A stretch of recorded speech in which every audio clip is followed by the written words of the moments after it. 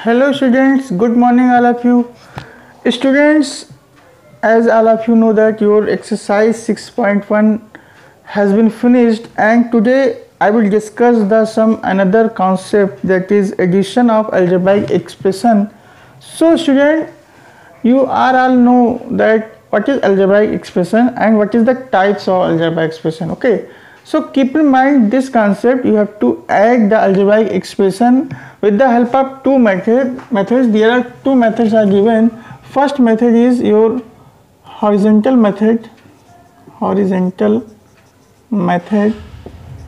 okay, and second method is your column method. बच्चों horizontal method का मतलब होता है कि वन लाइन में ही आप उस अलजेब्रिक एक्सप्रेशन को ऐड करेंगे with collecting the like terms. बच्चों लाइक टर्म्स क्या होते हैं? लाइक टर्म्स वो टर्म्स होते हैं जिन अलजेब्रिक एक्सप्रेशन में सेम लिटरल फैक्टर्स होते हैं, उसे हम लाइक टर्म्स बोलते हैं। ठीक है, when an algebraic expression having same literal factors then it is called like fraction like algebraic expression, and when an algebraic expression having different literal factors then it is called unlike terms. Okay, so first of all you have to collect the like terms, then after you have to add in an horizontal way like in a line. So this method is called horizontal method. और बच्चों column method का मतलब होता है कि आपको करना क्या, जैसे आप जिस तरह से प्लस करते थे ना, इसी को हम कहते हैं कॉलम मेथड। इसको हम क्या कहते हैं बच्चों? Column method. यानी एक टर्म आप ऊपर लिखेंगे, एक टर्म नीचे लिखेंगे।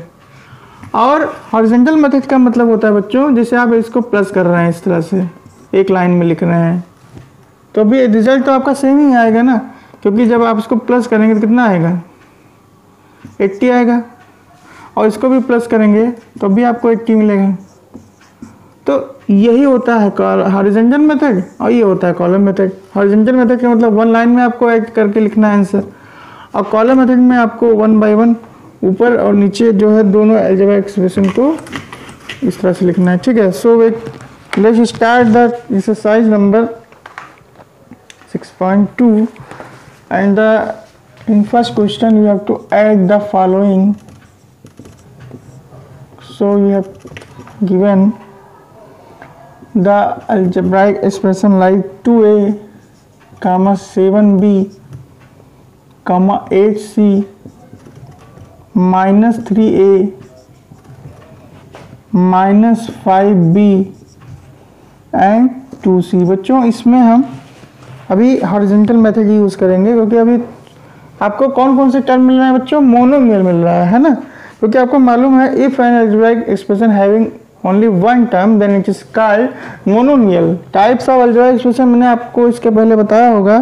उसमें अगर कोई भी टर्म है, कोई भी अलजेब्रिक एक्सप्रेशन है जिसमें वन टर्म होता है बच्चों, उसे मोनोमियल कहते हैं। तो देखिए सभी मोनोमियल ही लिखे हुए हैं, सारे के सारे मोनोमियल हैं, क्योंकि सभी में वन टर्म है। तो आप मोनोमियल को जब ऐड करना होगा बच्चों, तो उसमें हम हॉरिजॉन्टल मेथड यूज करेंगे। और हॉरिजॉन्टल मेथड में करते क्या है बच्चों? हम लाइक टर्म्स को कलेक्ट करते हैं। कैसे करते हैं देखिए, सबसे पहले हम कॉमा को हटा देंगे और उसमें प्लस साइन लगाएंगे। जैसे देखिए 2a plus 7b plus 8c।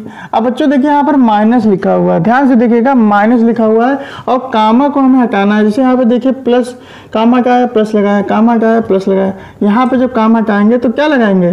Plus लगाएंगे कि माइनस लगाएंगे? माइनस लगाएंगे। क्यों माइनस लगाएंगे? क्योंकि देखिए आपको मालूम है कि प्लस को माइनस से मल्टीप्लाई कर दें तो रिजल्ट क्या होता है? माइनस आता है। तो यहाँ पर साइन चेंज हो जाएगा, इसलिए यहाँ पर हम प्लस नहीं लगाएंगे, माइनस लगाएंगे। यहाँ पर भी प्लस माइनस माइनस, और फिर यहाँ पर कामा जाएंगे, यहाँ पर प्लस लगा देंगे। इसका मतलब है बच्चों कि जो साइन जिस तरह से जो साइन लिखा हुआ है उसी तरह से साइन सारे लिखेंगे हम, सिर्फ कामा को आपको हटाना है। देखिए 2a के आगे कौन सा साइन है बच्चों? प्लस साइन है। 7b के आगे कौन सा साइन है? प्लस साइन है। 8c के आगे पॉजिटिव साइन है, 3a के आगे नेगेटिव साइन है, सिर्फ कामा हटा दिया गया है, सारे साइन को एज इट इज वहाँ पे लिख दिया गया। अब हम कलेक्ट करेंगे क्या, लाइक टर्म। लाइक टर्म का मतलब जिस अलजेब्राइक एक्सप्रेशन में सेम लिटरल फैक्टर्स होते हैं। सेम लिटरल फैक्टर्स का मतलब देखिए जैसे यहाँ पर a है, यहाँ पर a है, तो इस दोनों टर्म्स को हम इकट्ठा लिखेंगे इस तरह से, प्लस ये टर्म्स ले लेंगे हम 7b माइनस 5b, और उसके बाद ये टर्म लिखेंगे 8c प्लस 2c। अब ध्यान से देखिएगा बच्चों, 2a माइनस 3a,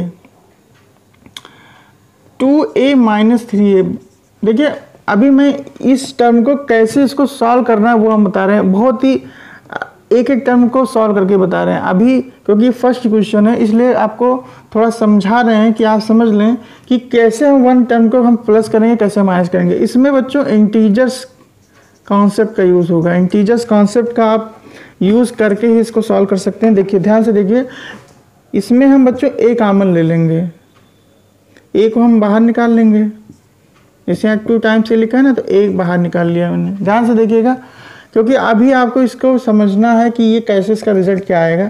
अब अंदर क्या बचेगा बच्चों, 2 बचेगा और 3 बचेगा, -3।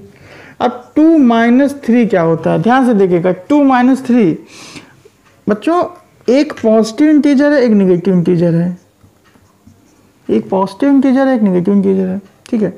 पॉजिटिव इंटीजर और नेगेटिव इंटीजर जब एक साथ लिखे होते हैं बच्चों तो हमेशा सब्ट्रैक्शन होता है, याद रखिएगा सब्ट्रैक्शन होता है।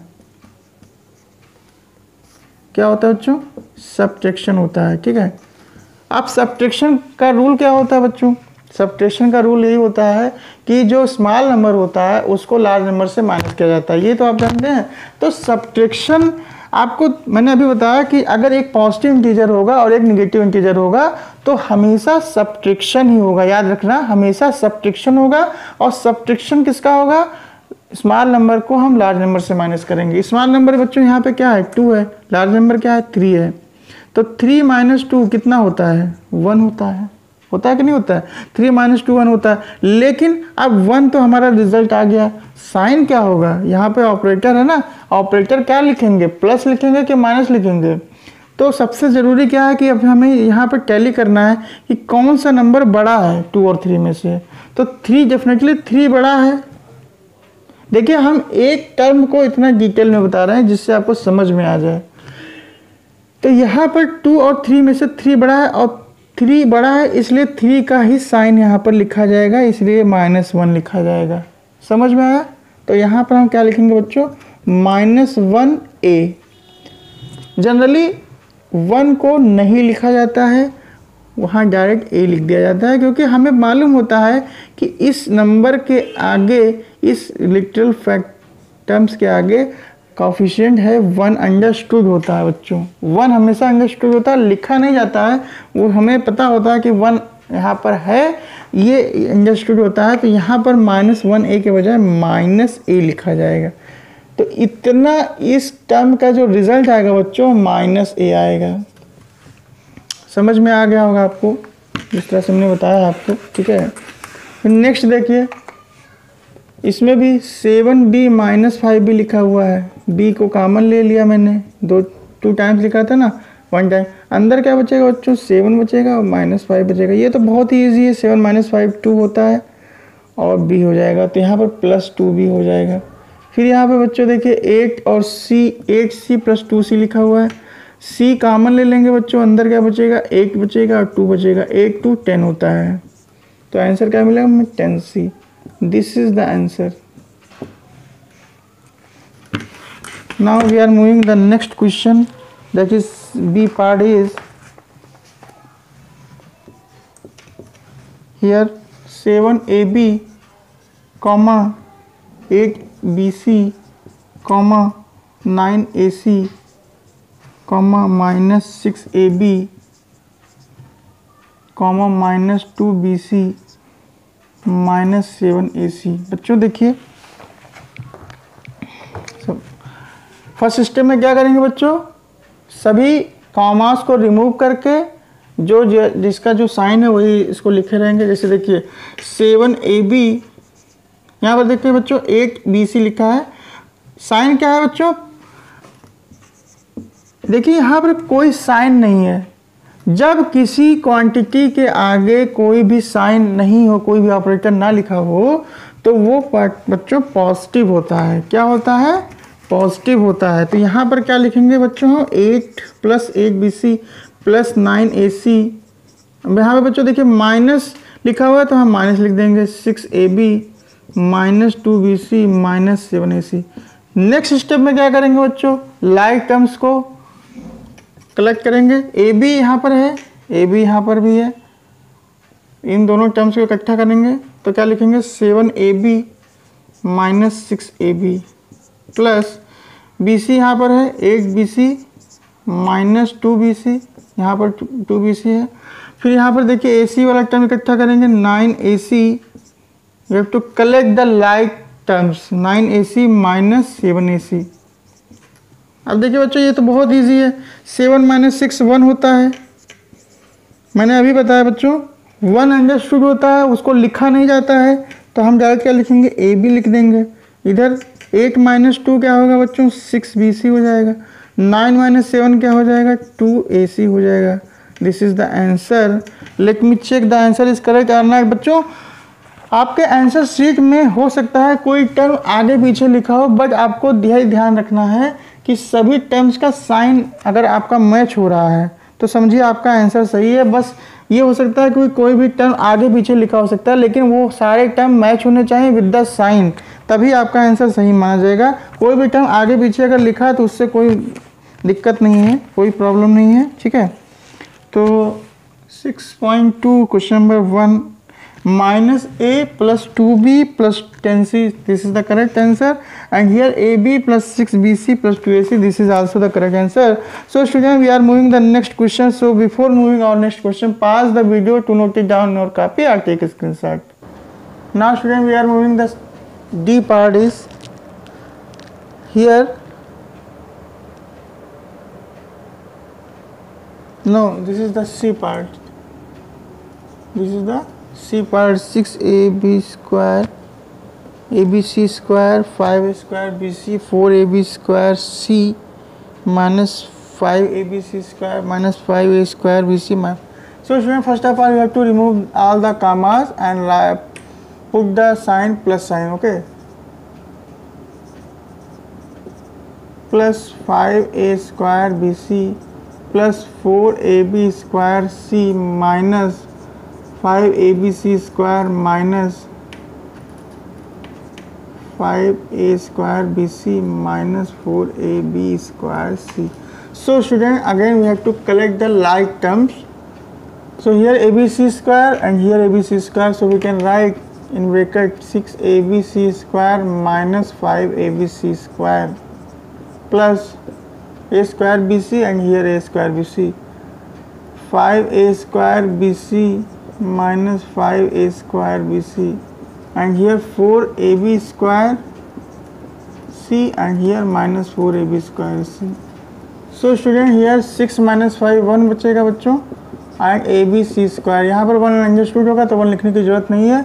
और ध्यान से देखिए यहाँ पर बच्चों 5 - 5 - 5 क्या होता है, 0, तो 0 हो गया तो ये टर्म कैंसिल हो जाएगा बच्चों। ये भी देखिए 4 - 4 क्या होता है, 0, तो ये भी टर्म कैंसिल हो जाएगा। तो यहाँ आंसर क्या आ जाएगा, abc², okay. Let me check the answer is correct or not. 6.2,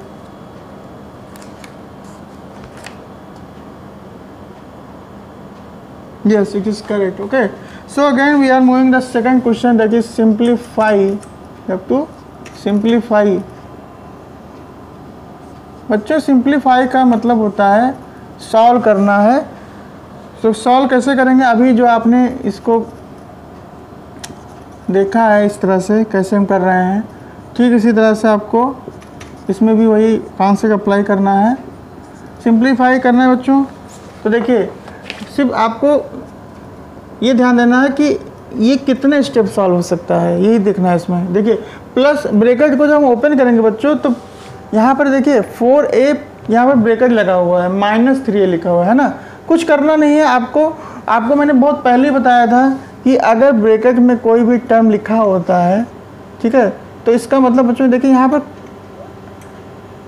operator को मल्टीप्लाई करना होता है। जब ब्रैकेट को रिमूव करते हैं तो ऑपरेटर को मल्टीप्लाई करते हैं। कैसे करेंगे देखिए, ये ऑपरेटर आपस में क्या होगा, मल्टीप्लाई, यानी प्लस को माइनस से जब मल्टीप्लाई करेंगे बच्चों तो आंसर क्या आएगा, माइनस में आएगा। क्या आएगा, माइनस आएगा। तो माइनस यहाँ पर क्या लिख सकते हैं, 4a minus 3a plus c। अब देखिए बच्चों इसमें भी 4 माइनस 3, ये लाइक टर्म है ना। 4a माइनस 3a क्या होगा, 1a होगा। 1 को लिखा नहीं जाता, मैंने अभी बताया। 1 को अंडरस्टूड होता है, वो हमें पता होता है कि 1 इसका काफिशिएंट। अगर किसी भी वेरिएबल के आगे कोई काफिशिएंट नहीं है बच्चों तो वो 1 माना जाता है। तो यहाँ पर a लिखेंगे, हम डायरेक्ट a लिखेंगे और c लिखेंगे। This is the answer. अब ये और सिंप्लीफाई नहीं हो सकता है, समझ में आ रहा है ना। a plus c is the final answer, इससे ज़्यादा ये सिंप्लीफाई नहीं हो सकता है। ठीक है, बी पार्ट देखिए इसका बच्चों। The B part is x minus 2y plus y and plus 3x। इसमें भी बच्चों यही वाला टर्म जो आप अभी तक करते आ रहे हैं वही करना है। लाइक टर्म को एक साथ लिखेंगे, x प्लस 3x प्लस यहाँ पर क्या लिखेंगे बच्चों, माइनस 2y प्लस y। बच्चों देखिए x प्लस 3x लिखा हुआ है, x के आगे कोई नंबर नहीं है, 1 मान लेंगे। 1 प्लस 3 क्या होता है, 4 होता है।